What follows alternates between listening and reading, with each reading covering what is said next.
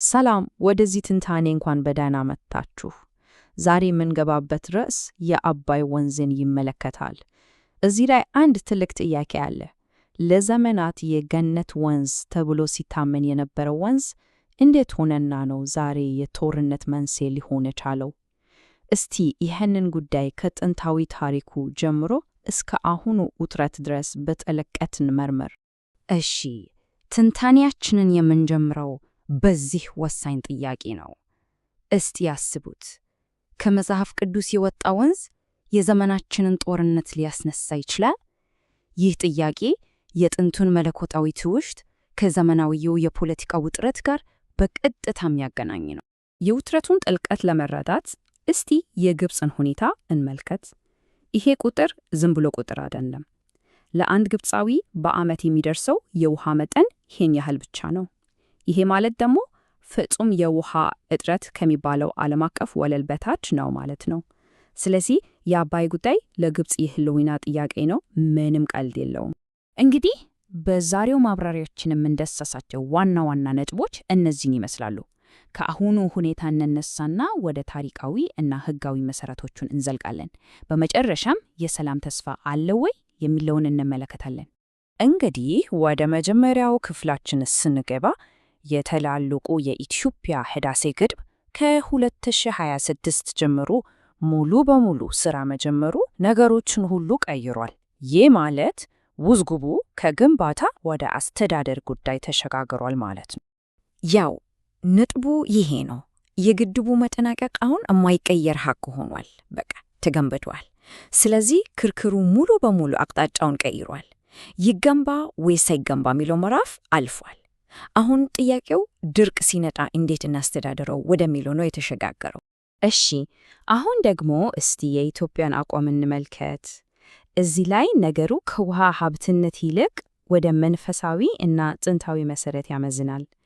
ለአንዳንዶች አባይ የውሃ ሀብት ብቻ ሳይሆን የተቀደሰ ውርስም ጭምር ነው። ይሄ ከመጽሐፍ ቅዱስ ከዘፍጥረት የተወሰደ ጥቅስ የኢትዮጵያ አቋም መሰረት ነው ማለት ይቻላል። አባይን ከኤደን ገነት ከሚፈሰው ከጊዮን ወንዝ ጋር ነው የሚያገናኘው።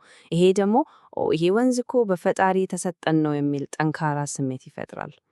እሺ፣ አሁን ደግሞ ሳንቲሙን ገልበጠን ወደ ግብፅ ስታይ እንሻገር። የእነሱ መከራከሪያ ደግሞ በታሪክ እና በሀገር ህልውና ላይ ነው የተመሰረተው። ለግብፅ የአባይ ውሃ ጉዳይ የድርድር ጉዳይ አይደለም፣ ታሪካዊ መብታችን ነው ይላሉ። ይሄ ደግሞ ለሀገራቸው ህልውና ሲባል በፍጹም ማይደራደሩበት ቀይ መስመር ነው። ነገሩ የሞትና የሽረት ያህል ነው ለነሱ። እንግዲህ እዚህ ላይ ነው ዋናው የሐሳብ ግጭት ያለው። ሁለት ፍጹም የተለያዩ መሰረታዊ እምነቶች።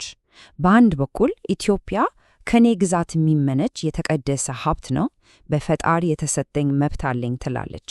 በሌላ በኩል ግብፅ በቅኝ ግዛት ስምምነቶች የተረጋገጠልኝ ብቸኛ ታሪካዊ መብት አለኝ ትላለች። ልዩነቱን አያችሁት?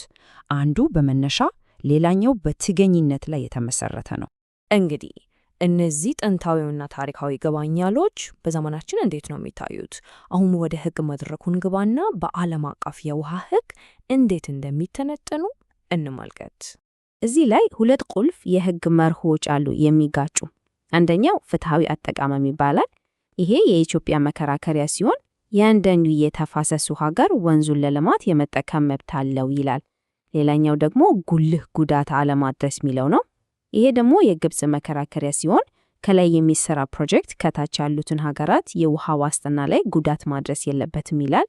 ስለዚህ ክርክሩ በእነዚህ ሁለት መርሆች ዙሪያ ነው የሚያጠነጥነው። የህግ አስተሳሰቡ በጊዜ ሂደት እንዴት እንደተቀየረ እስቲ እንመልከት። መጀመሪያ በ1919 እና 1959 የቅኝ ግዛት ስምምነቶች ነበሩ።